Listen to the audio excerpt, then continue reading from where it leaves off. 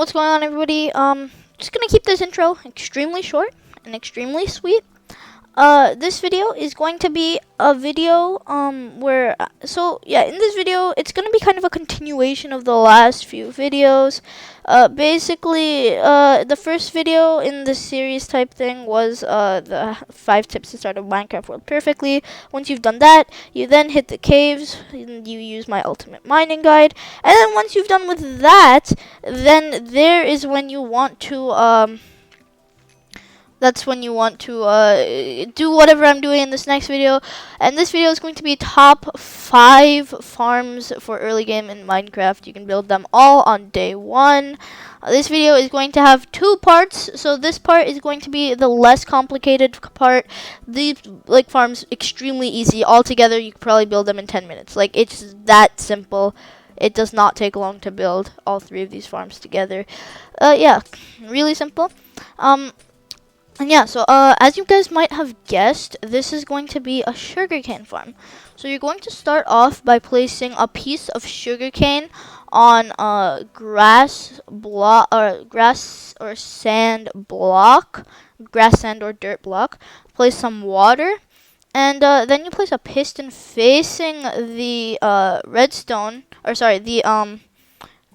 the sugarcane. Then you place a filler block. You place the piston on top of a filler block behind, piece of redstone on the filler block, and then an observer facing the sugarcane, outputting redstone onto the redstone that's on top of the filler block. Of course, it doesn't have to be diamond blocks. It could be any type of block you would like. But for this example, why not? We're using a diamond block.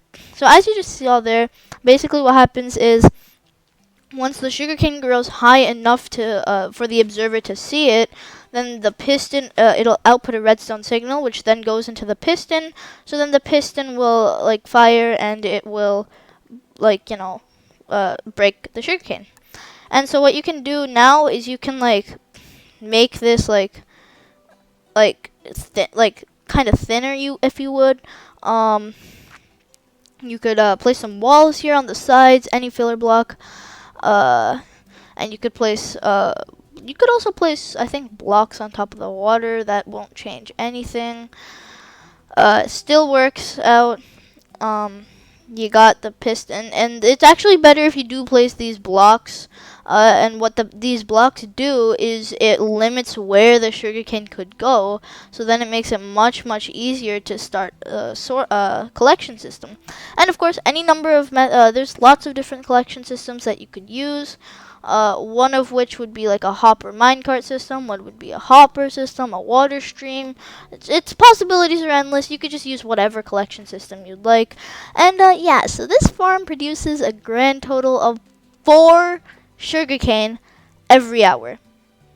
Okay. Before you guys beat me up, I know it's not that much, but the thing is, this module is extremely cheap, so you could build a bunch of these, and if over time that adds up.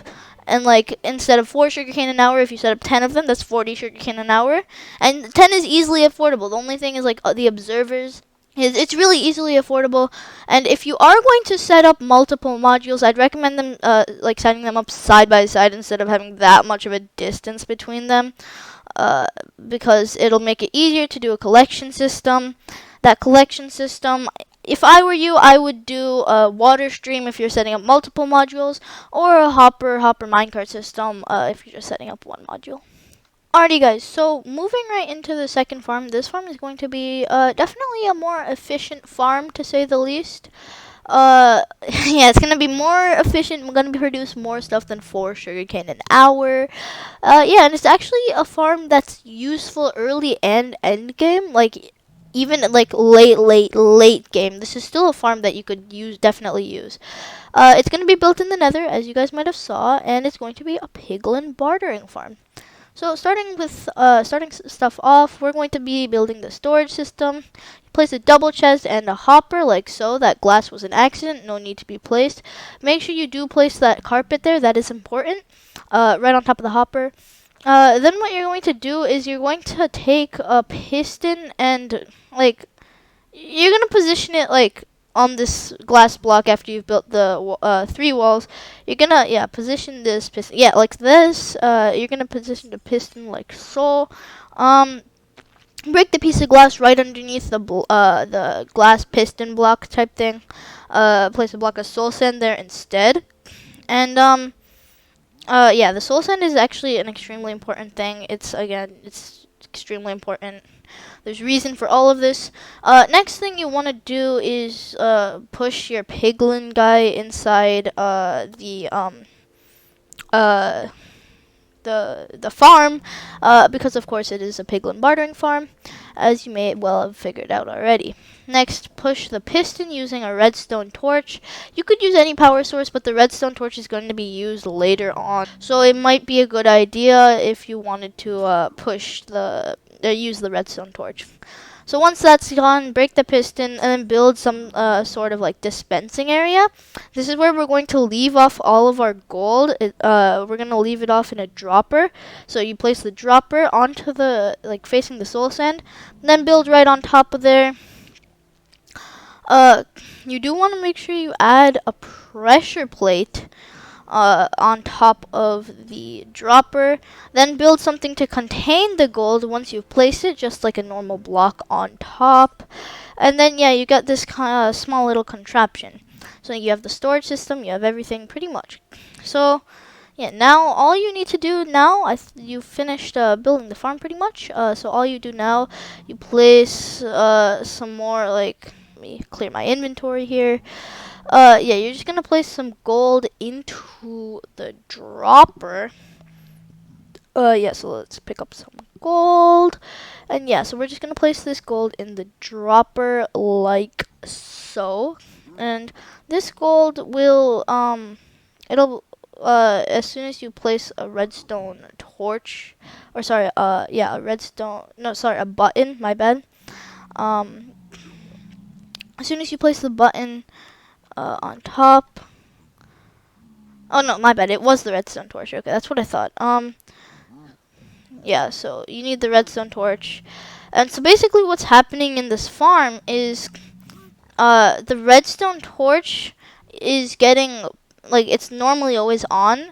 So then what happens is it powers the dropper to spit something out.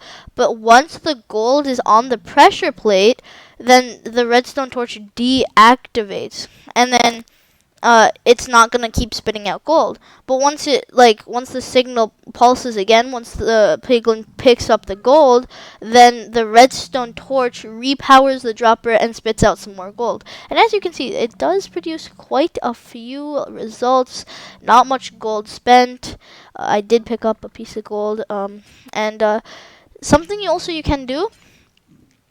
You could expand the storage system so you could completely AFK. So you're just gonna place a double chest on top of a hopper, and then you're going to just place some gold into the chest, and then that gold will go into the hopper, that goes into the dropper, and so there's currently 62, 62, 56, place 3 gold in there, 64, 63, 55. And that was just because it spit out one of the gold. It's 100% transmission rate. Don't worry about that. And like I said, completely AFKable. So if this guy goes away, even if I'm in survival mode, just place a block right there. Even completely seal myself off. And I'm 100% safe. Just chill here. I can AFK, nothing can touch me, and it's gonna keep producing results. Okay, what's going on, everybody? Last farm in this part of the video. This farm is going to be an automatic crop farm. So what you're gonna do, you're gonna start off by placing dispensers in a U-shaped pattern, or like a V-shaped pattern, or whatever. You're going to place a stair in front of that middle block, a U-shape of filler blocks on top of the dispensers. Then you're going to place dirt, till the dirt, place water source underneath the middle dispenser. That's where your crops are going to go, in that middle dirt block, right there. This farm works for carrots. potatoes, wheat, and beetroot, though I don't know why you'd want to farm beetroot. It does work. You're going to make sure you don't jump on the dirt. You're going to retill the dirt if you do jump on. Oh my god. Yeah, but whatever. You're going to place an observer facing upwards, as you can see, on top, in the middle of the like kind of U of the filler blocks on top. Place redstone on top of all of those blocks, as well as a piece of redstone in like that corner block, right in between the two dispensers, like so. Next, you're going to place a lever, and once you flick the lever, or sorry, my bad, you still have to place the piston. Okay, what you're going to do is you're going to so it is important that you place a stair right in front. All right, so it doesn't have to be a stone brick stair exactly, but it does have to be a stair. And so what's gonna happen is once you flick the lever, it's going to power the redstone like behind, like right there, that redstone. That's gonna power the middle dispenser, which then like the observer will see a state change, which will then power all the redstone on top, making all of the dispensers make all the dispensers fire. What you're going to have in all of those dispensers are going to be bone meal, by the way. And yeah, so as you can see, you can kind of see right through there. And yeah, that's what you're going to do. You're just going to spam right click. You do need some bone meal in the each of the dispensers. Yeah, so once you put bone meal in each of the dispensers, it should work out perfectly fine. Place the lever, and then this is the completed farm. It works 100%. Let's just try this out real quick. So what we're going to do is hit the lever and make sure there's bone meal. There is bone meal in all of them. And so you hit the lever, and then you start farming the wheat. And as you can see, all of the dispensers are putting bone meal onto the wheat. And it wouldn't work normally, but what happens is, as you can see, it does work for potatoes too. My potatoes are getting doubled, if not tripled. Carrots as well, they're growing in number, as you see. So yeah, this farm is really nice. It works out pretty well. You do need to make sure you have you have to have bone meal in each one of the dispensers, otherwise it won't work 100% efficiently. But yeah, this farm is extremely good. It's extremely AFKable and useful, and yeah, one of my favorite farms. That is going to do it for today, everybody. That was the 3 of the top 5 farms for extremely early game in Minecraft 1.18.2 or 1, doesn't really matter. Yeah, all of these farms are extremely cheap to make, and in the second part of this video, we'll be going over some more complicated farms, to say the least, but also again farms that are still affordable early game and are debatably even more useful than the farms shown in this video. Yeah, so without further ado, everybody, yeah, that's going to be pretty much it. If you guys did enjoy this video at all, please please leave a like on the video.